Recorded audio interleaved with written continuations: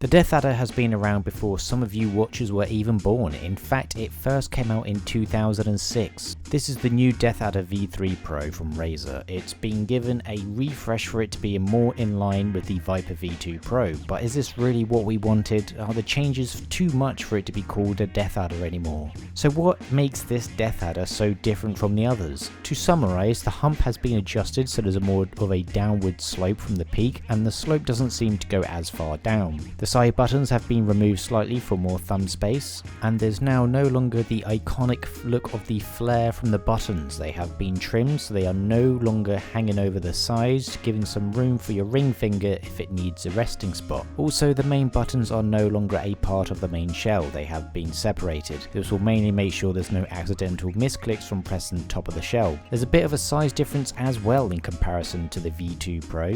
There's a 1mm length increase, about 4mm width reduction, and just over 1mm of height increase. The biggest difference with the V3 Pro over the V2 Pro is the weight. The V2 weighed at 88 grams, whereas this one comes in at just 63, so it's received a massive weight reduction. Whether or not these changes are good for the long term remains to be seen. At the moment though, this is very similar to the Zowie EC2 for me. It's a bit of a shame it's lost its iconic design features, but I guess they wouldn't do such a thing for no reason. The improved shape is still comfortable. Anybody using a palm grip is probably going to really like this design. Everything is snug against my hand and it just fits into place.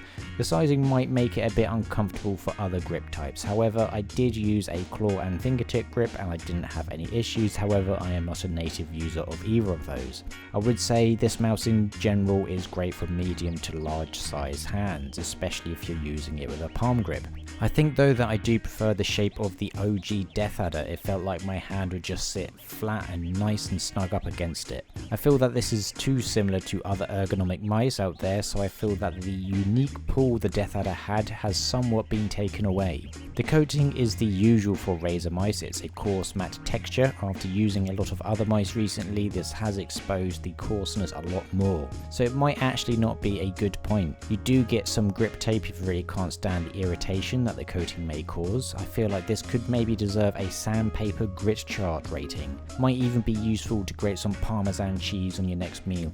Visually it's very basic, which is something that I never really thought Razer could do, but here we are. It looks like a great and clean mouse. There's no RGB at all. The only source of light comes from the very top, which will tell you if the mouse is on, if it's connected or not, and what DPI profile you've selected. The main switches are the Razer optical switch. Now I've just come from using GM 8.0s and Huano switches, and I will say this, these feel very hollow in comparison. There's just something that feels very lacking feedback wise. I don't mean that in terms of force required to trigger them, but maybe more in structure. The GM 8.0s feel very solid, crispy and high quality. They just give off a feeling of fragility. These could statistically be the best in the world, but they just don't have that same consistent and crisp feeling that others have. I feel like they will be the real make or break point for some seasoned mouse users if you really love the crisp feeling of some other switches. For those that aren't really that clued up on switches, these will probably just be fine. The remaining buttons are great. The side buttons are pretty large but still don't get in the way. You do have a DPI button on the underside which also doubles up as a power button. In terms of the scroll wheel, it's also decent. The scroll is a bit light to go through in my opinion, and that's really the only downside. The mouse 3 click is consistent and has a nice feel to it, so it's usable for anything really. In terms of performance, it's using the same sensor as the Viper V2 Pro, so it's a Pixar 3950 which supports up to 30,000 DPI,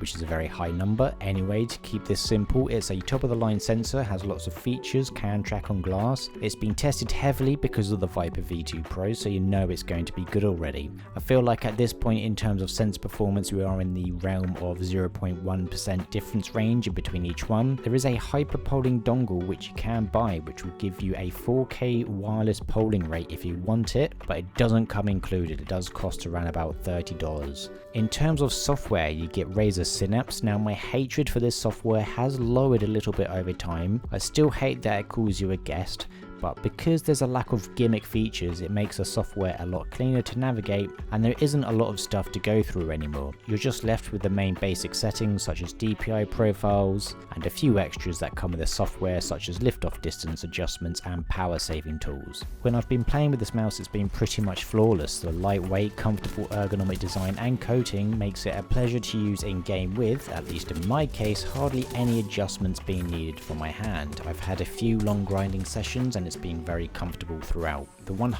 PTF feet have been great on all the mouse pads I've been using, such as the Quick Heavy and the Fanatic Dash.